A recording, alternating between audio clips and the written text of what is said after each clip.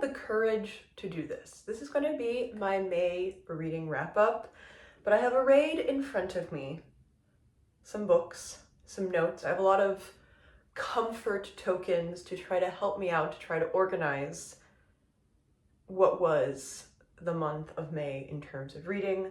I have my comfort iced Earl Grey that I probably won't really drink from because I never tend to, but it's there in case I want it.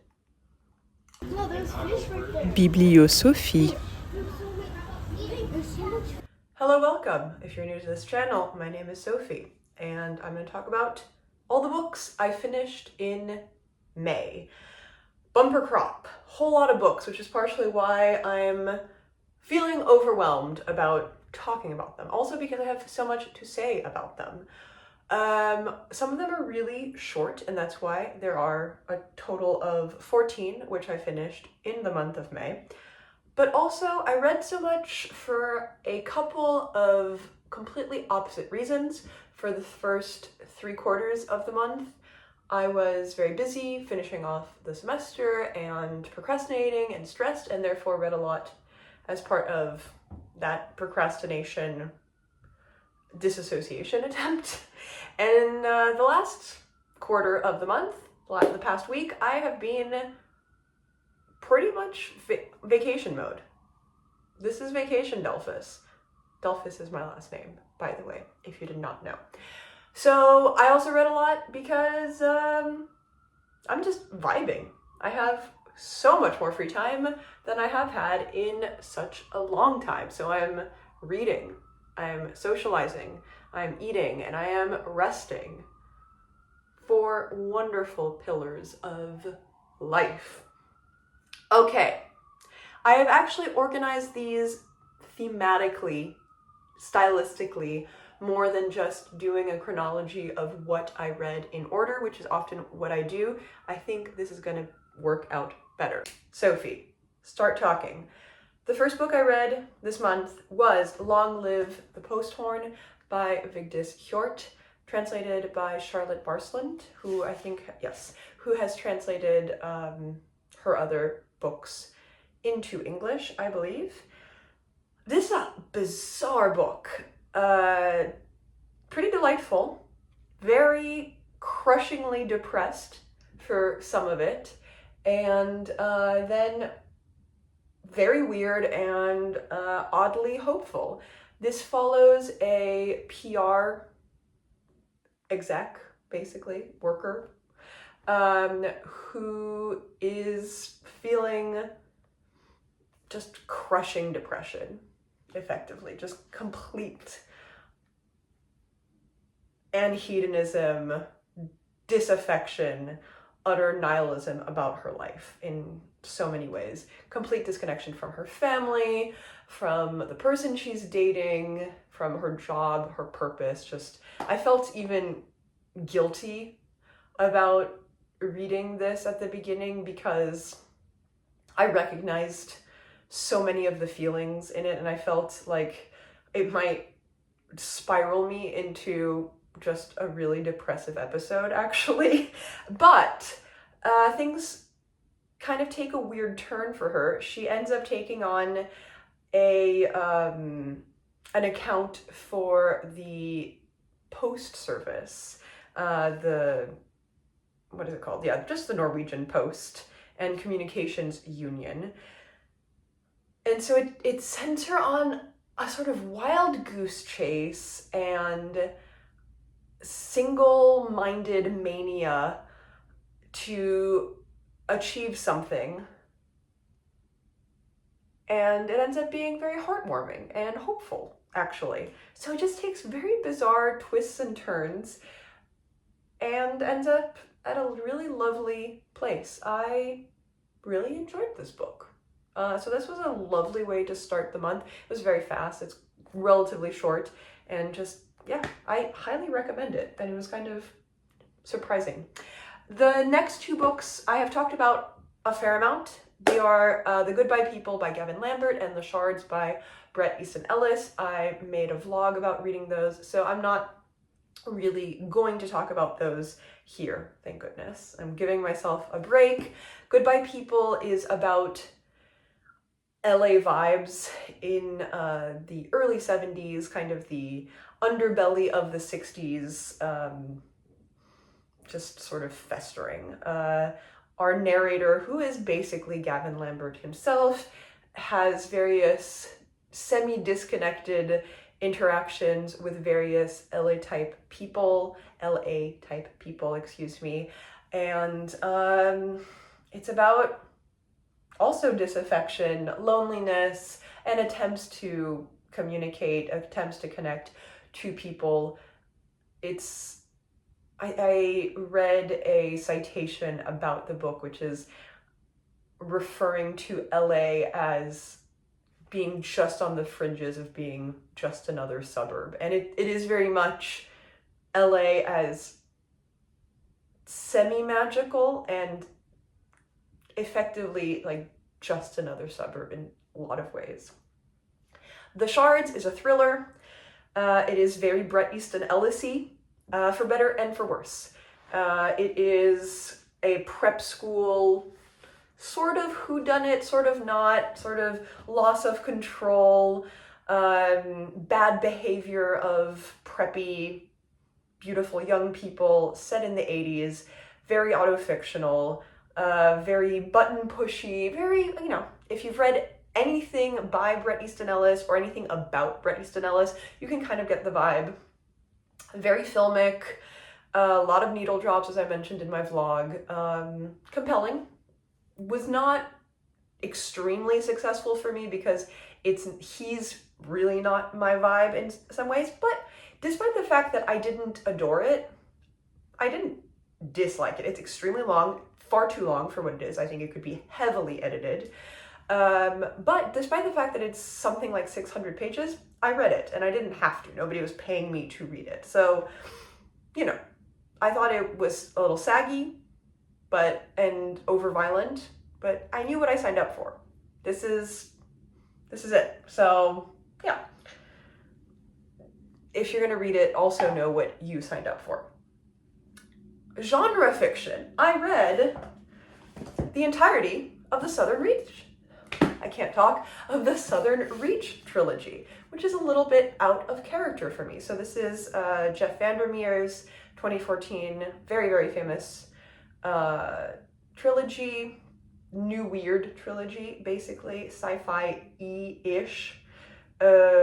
Annihilation, Authority, and Acceptance. I read Annihilation at the beginning of the month, and then I read Authority and Acceptance in very, very quick succession at the end of the month, just recently.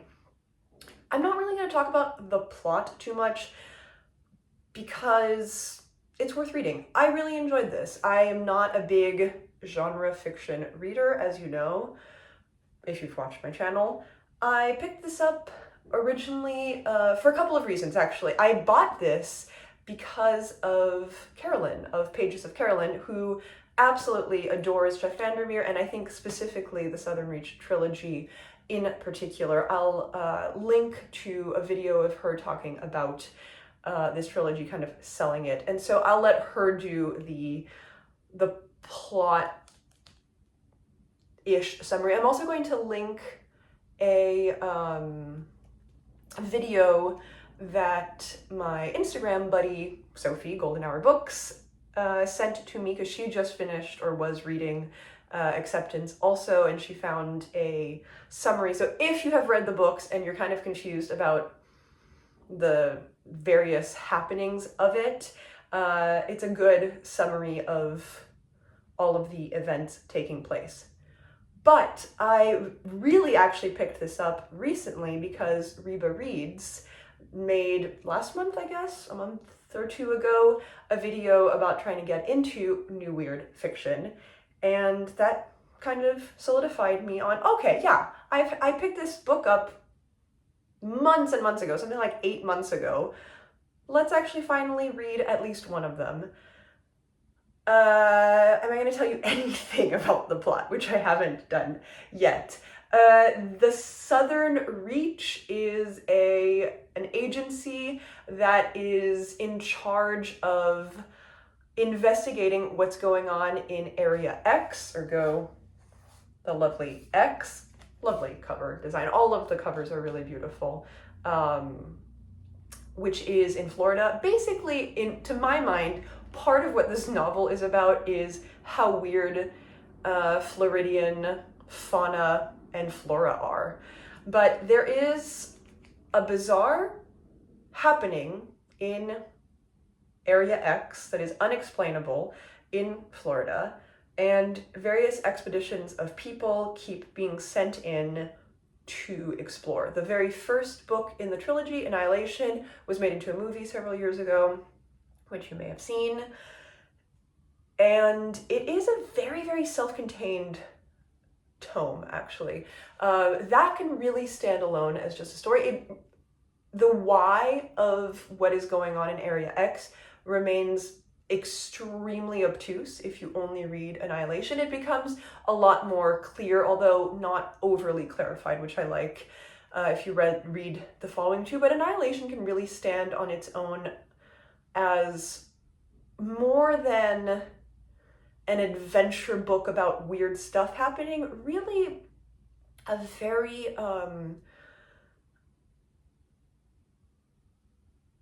kind of insightful, introspective, that's the word I'm looking for, introspective book about personal history and seeking to find yourself, seeking to re-find yourself, loss of yourself and of others, as much as it is about trying to figure out a mystery. The mystery of Area X isn't really satisfyingly explained in Annihilation, which I really like. And so it becomes that thing that can happen in sci-fi where it is really just a pretext for self-investigation, investigation of human beings. And that remains the case with the other two as well. It is very, very much a series about personal history. The intersection of personal history with current relationships and communications between people, and dipping back into your own personal history, the things that we obfuscate from others, but also even to obfuscate from ourselves. Yeah, so big success. I'm glad I finally read this. I also read another short novel, Maud Martha by Gwendolyn Brooks. I really like Gwendolyn Brooks' poetry, and this is her only novel. I've been meaning to read it for a while. My hold from the library finally came in earlier this month, so I finally read it. Very short, wonderful book in vignettes. Also, you know, arguably could be thought of as little prose poems, actually, about a woman named Maud Martha. And it starts in her childhood and continues on into her adulthood. It's just a very personal portrait of a Black woman in America, her relationships to others, and just the little and big events of her life. It's beautiful. I'll leave it there. It's just a delectable short book that has beautiful language, as you can imagine if you've read any Gwendolyn Brooks, and it's just, yeah, very much worth reading. I'm giving no plots today, which is good. And basically the last novel that I'm going to think about, well, sort of novel, fiction that I'm going to think about as fiction, there are a couple more that are very much towing the line between things, more on that later, is The Woman Who Killed the Fish, a collection by Clarice Lispector. I'm on a big Clarice Lispector kick this year, and I'm trying to really get into the books that I've been meaning to read of hers this summer now. This is New Directions storybook. There's also Helen DeWitt. There have been several of these about a dozen of these, and they look, you know, like little beautiful children's books, basically. This was fine. There are 4 lovely stories around animals that are basically children's stories, but not quite. I read this very, very quickly. The whole shtick of this edition is books that you can read in an afternoon. And yeah, this is very slim, and the contents of it are pretty readily understandable, especially compared to some of her other works. More on that later. Yeah, lovely stories. I don't, you know, this should not be your entry point, I think, to Clarice Lispector. This is not going to be the best representation of what she can do, who she is as a writer. Although, if you have been reading some Clarice Lispector, it is really delightful to see the recurring themes of her thought process, and even just the names. Ulysses is a dog in this, and I believe she actually did have a dog named Ulysses.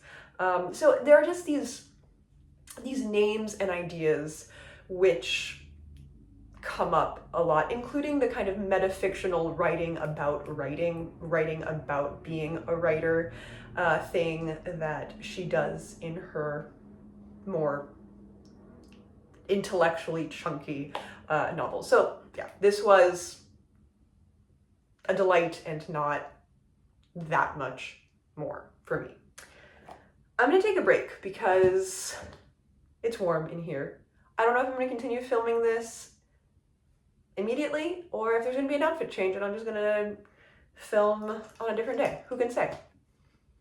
I don't know. I'm taking a walk for my mental health. Also, I'm not naked. Okay, hi, hello. I'm back. I am wearing a different outfit, but this is merely something like an hour later. I just took a walk. It was very nice. I saw a delightful cat being walked on a leash, which was definitely a high point of the walk.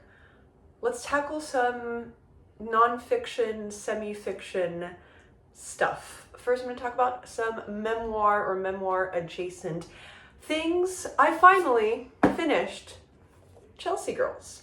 This was a buddy read with Nathan, maybe also Ben, eventually. I'm not sure. Nathan and I have been chatting about it. I read parts of this years ago when I bought it, never finished it, never really clicked for me. I restarted reading it earlier this year, then couldn't finish it, and I finally dove in at the end of this month and finished it a couple of days ago. It never coalesced into a book that I adore. This is a cult classic. People love this book, and I am not one of those people. I think it's a very important book to read. I'm very glad I finally finished it. It has some spectacular writing in it. It just doesn't scratch that enamored itch for me particularly. I understand why it would for some people, but yeah, it never coalesced into like, oh, my favorite beloved book, which is perfectly fine. This calls itself a novel. I would call it a series of essays, memoir essays. Some of them work better than others for me, as is always the case with loosely connected things. It is very dry, and I was kind of talking about this in messages with Nathan. What's lacking for me to really fall in love with this is, I think, a layer of melancholy. Myles wrote this in the early 90s. I want to say 91, or is it 94? 94. So I conjecture that perhaps they were still too in the thick of things to some extent.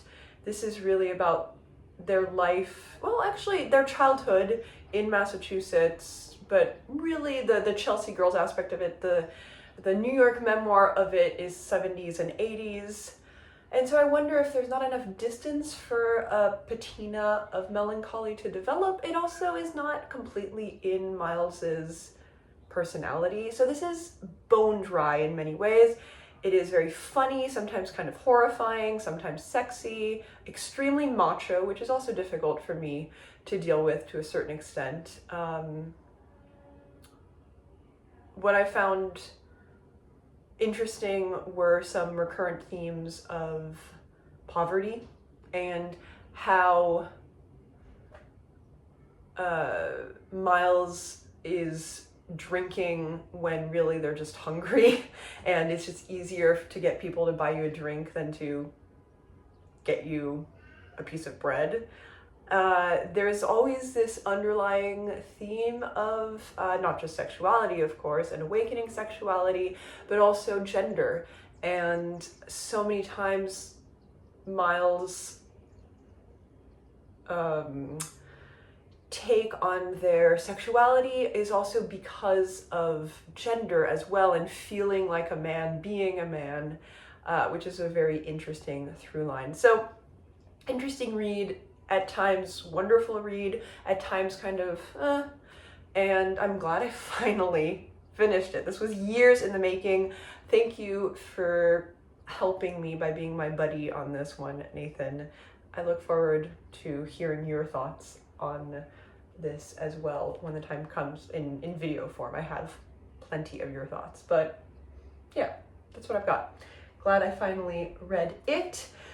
In a not dissimilar vein, I Remember by Joe Brainard, which actually Nathan got me when he was here a few months ago. So there's a lot of Nathan in these books, actually. This is a long form poem, I guess. It's a series of very short memories, basically. So just very, very short sentences, paragraphs, that almost all, I think there are a couple that don't, or do they actually all start with I remember? If not absolutely all, then almost all of them start with I remember. And it's extremely mundane things, extremely important things. It's constructing an entire childhood, adulthood, life, series of connections to things and people and places through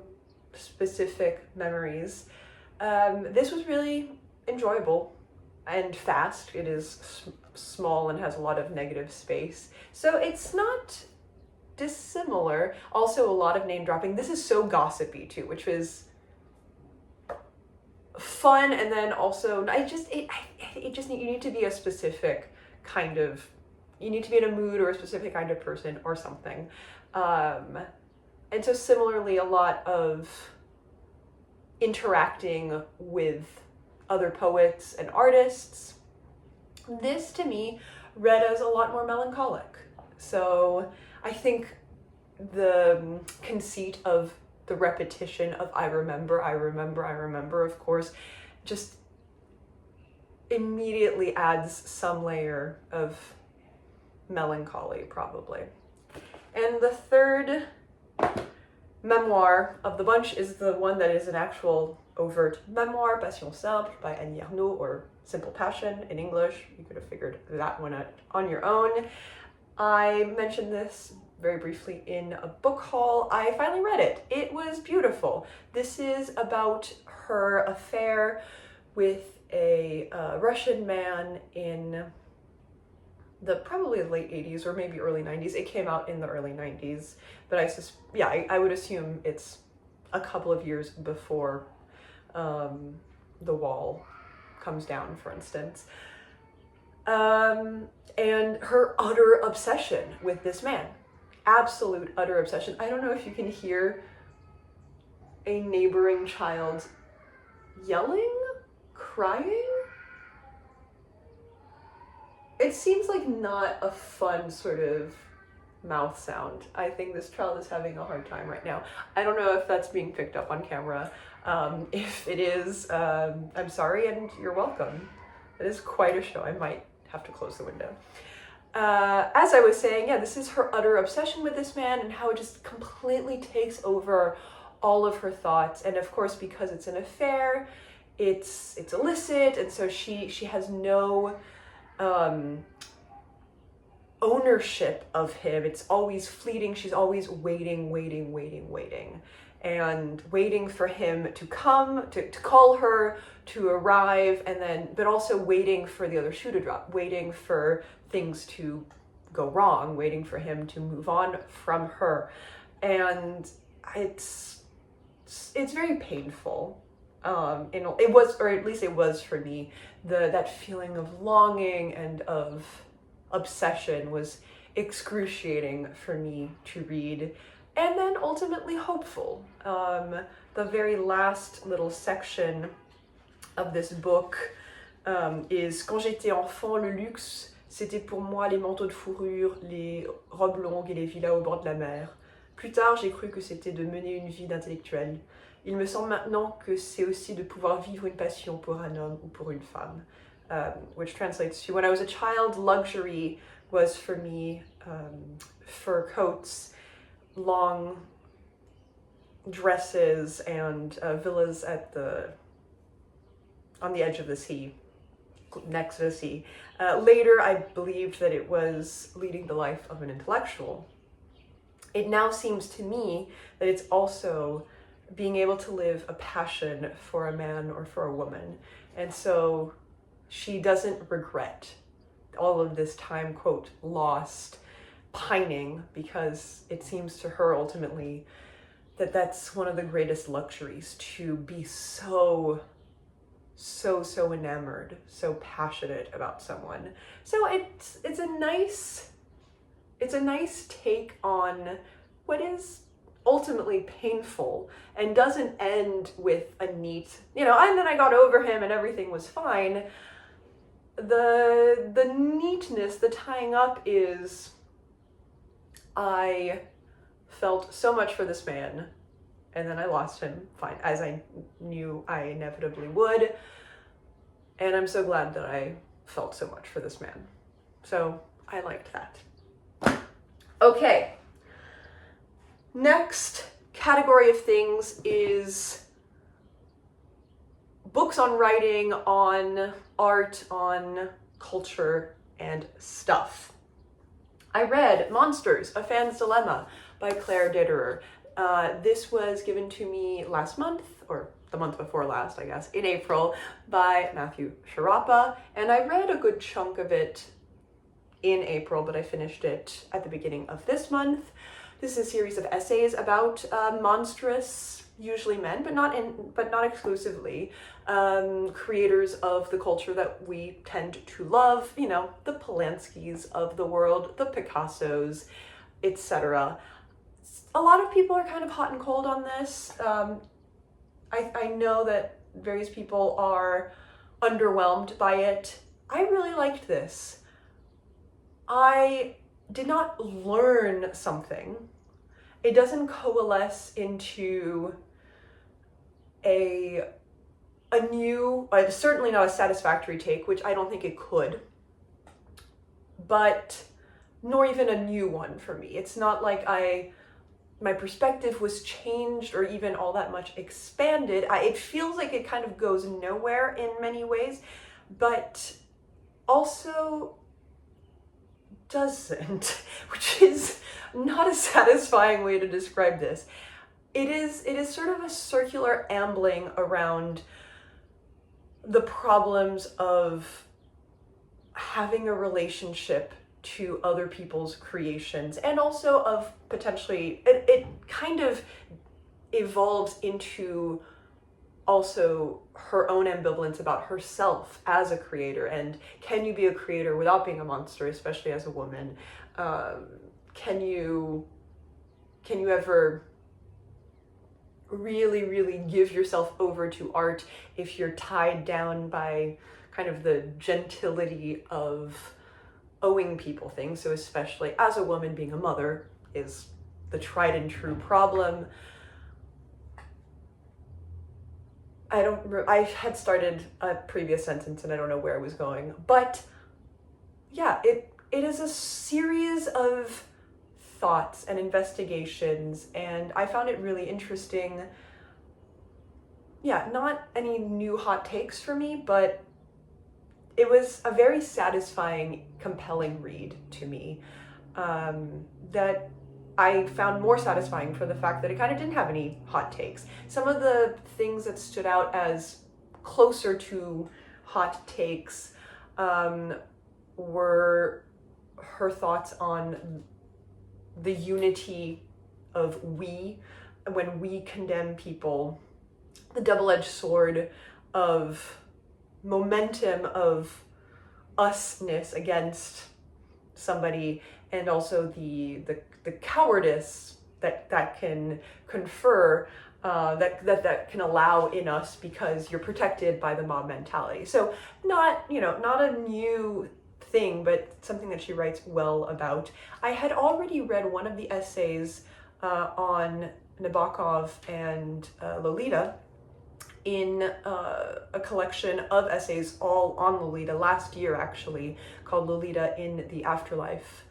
And I recognized it immediately, so I checked that it was indeed the same essay, and it is. I really liked that essay in the Lolita in the Afterlife collection, and also in this one. It actually stuck out really well, and is, to me, a very interesting take that I happen to agree with, of seeing Lolita as an exploration or an indictment of the utter banality of abuse. Even though we are in the mind of this monster, this pedophile, and people tend to be kind of uncomfortable about following the voice, giving only voice to the monster in the story, for good reasons. Lolita is completely silenced in the book, and so we're seeing everything from the perspective of the monster who abuses her. But she argues, and I tend to agree with, that it doesn't actually aggrandize him, even though he speaks in Nabokov's words, and therefore beautifully. The English is fabulous, the prose is fabulous. It's really about not a special person at all, even though he would have us believe that he is a pedophile who loves Lolita because he's so special and has such a tragic backstory, and she's so special. But he's not special, she's not even special. He is a pedophile and an abuser because it's easy to abuse children. It's utterly banal to go after somebody who can't protect themselves. So yeah, I like that essay. I like this book. Sophie, what else have I got? Yes, In the Margins, on reading, on the joys, on the pleasures of reading and writing, by Elena Ferrante, translated by her, I think maybe only translator into English, and Goldstein, or Goldstein, I actually don't know. I loved this. This is 4 essays on the pleasures of reading and writing, and if you know me, you know that I like that genre of book, but this one in particular I loved so much more than I thought I might, actually, because it really hit something about the process of writing that is one that kind of aligns with my own thoughts on why we write, why we feel compelled to write, and the chasm of what it means to write. So I especially really liked Aquamarine the second. Is it Aquamarine or is it a different blue color? Yes, Aquamarine the second essay, which is a lot about why she chooses to write in first person, and about these women and the creation of herself in creating these women, and the kind of the freedom that it affords her as a writer also to do that, so that she doesn't have, there's there's a possibility for imperfection. When you're writing, it's always going to be an imperfect, frustrating act. You're setting yourself up for failure. You will never write, actually, the perfect thing that you meant to write. You will never actually translate the world into a sentence. It is the frustration and the beauty. That's why we're always chasing that high, I think, of writing, of describing things, to approximate truth through words, which is utterly impossible and yet absolutely worthy of trying to do. So one of the ways in which she tackles that is by giving some agency to her characters, also to be creations of their own volition almost, and giving herself a little bit of distance while also imbuing them with herself. It's kind of a double-edged, not sword, that's not the idiom I'm looking for. It's a double-pronged tactic. And that was a tangent. Anyway, I really liked this. I really liked the things that she talks about. It really hit very specifically for me. Am I gonna edit out some of those tangents? I might not. They're fine. Another book I read, which is nominally a novel, but really not, is the Baudelaire Fractal by Lisa Robertson. And I had to take some notes on this because it's convoluted. So I'm helping myself out. The conceit of it is that this writer is staying in a hotel and wakes up having written all of the works, including letters, of Baudelaire. But really effectively, it's sort of a memoir in literature for Robertson, and an exploration of the subject and the object in literature, and specifically in poetry, and specifically in Baudelaire. And I'm just going to write what I wrote because the reason I wrote it was that I felt like it was going to be difficult to describe in a cogent way. So, why the conceit of having, quote, written all of Baudelaire?